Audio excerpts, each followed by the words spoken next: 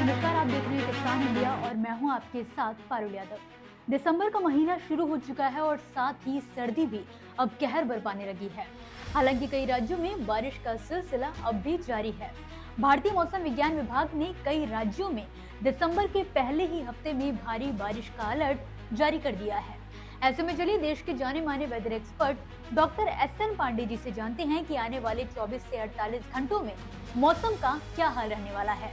जो इशारा तापमान कर रहा है उससे तो लग रहा है कि लालीना अब एक्टिव हो गया है। आज दिल्ली में सामान्य से 4.6 डिग्री तापमान कम रिकॉर्ड किया गया।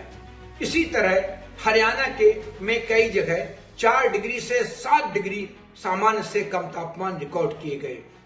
यही स्थिति पंजाब में भी है और जम्मू कश्मीर, हिमाचल और उत्तराखंड में भी तापमान सामान्य से नीचे लगातार रिकॉर्ड किए जा रहे हैं।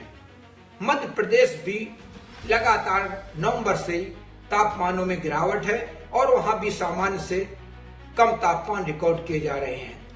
यही स्थितियां उत्तर प्रदेश की भी है। मध्य प्रदेश में भी कई जगह तापमान इसी तरह चल रहे, राजस्थान में भी, और आगे भी जो इशारा लग रहा है वो इसी ओर है कि आगे आप होशियार रहिए, क्योंकि अब सर्दियां शुरू होंगी। क्योंकि अगले कुछ दिनों में एक वेस्टर्न डिस्टरबेंस भी आएगा। तो जब वेस्टर्न डिस्टरबेंस कोई आता है तो पहाड़ों पर बर्फबारी होती है।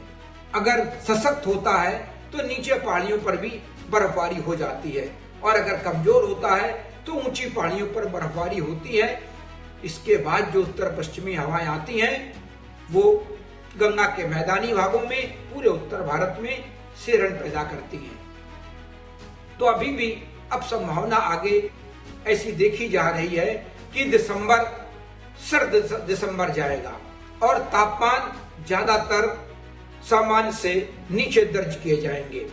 अब केरल में मौसम का मिजाज फिर बदल गया है। ऐसे में मौसम विभाग ने अलर्ट जारी किया है कि अगले 24 घंटों में केरल के कुछ जिलों में भारी बारिश हो सकती है। मौसम का मिजाज देश के कुछ अन्य राज्यों और क्षेत्रों में भी बदल गया है। मौसम विभाग ने अलर्ट जारी किया है कि तटीय आंध्र प्रदेश, तेलंगाना, अंडमान निकोबार, माहे, पुडुचेरी, यनम और रायलसीमा में भारी बारिश हो सकती है। इस दौरान बिजली गरजने और आंधी तेज हवा के चलने का भी अलर्ट जारी किया गया है।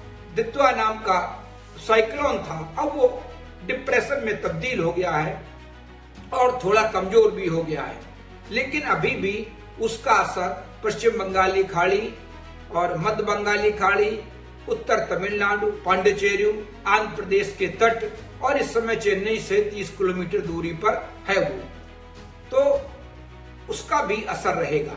और अगले 3 से 4 दिन में राजस्थान के कुछ क्षेत्रों में, मध्य प्रदेश के कुछ क्षेत्रों में बादल भी दिखाई पड़ सकते हैं। तो ये बादल बारिश के नहीं होंगे, लेकिन जब दिन में बादल आते हैं तो सूर्य की रोशनी थोड़ी मध्यम हो जाती है तो तापमान गिर जाते हैं। तो इसका बहुत बड़ा असर उत्तर भारत में होने वाला नहीं है अब, और ये कमजोर होकर डिप्रेशन में तब्दील हो गया है। सॉरी। तो अभी भी अब उत्तर भारत के लोगों को सजग रहने की जरूरत है, क्योंकि दिन में तेज धूप निकलेगी और दिन में कहीं कहीं पर तापमान भी थोड़े बढ़े हुए होंगे।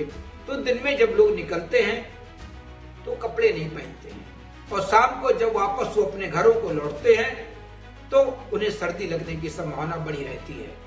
और जब उत्तर पश्चिमी हवाएं भी, इस समय हवाओं की स्पीड भी बढ़ी है और उत्तर प्रदेश के कहीं कहीं 9 से 10 किलोमीटर पर घंटे की स्पीड हो गई है और औसत 2 से 3 और 4 किलोमीटर पर घंटे की स्पीड चल रही है।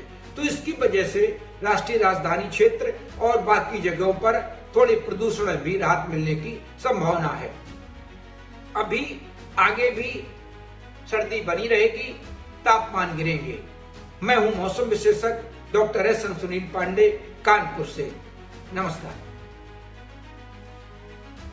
इसी के साथ फिलहाल के लिए इस वीडियो में बस इतना ही। आप मुझे दीजिए इजाजत और देखते रहिए किसान इंडिया। धन्यवाद। मुझे बरसात की झीनी झीनी फुहारें मिले ना मिले, हमें पावस की उमस चाहिए। जी हां, मैं किसान हूं, क्रांति बीज बोना चाहता हूं।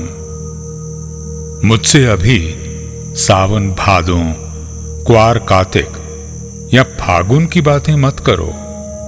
मैं आषाढ़ की पहली बारिश में भीगकर ठहरी हवा में उमस से आकुल व्याकुल होना चाहता हूं।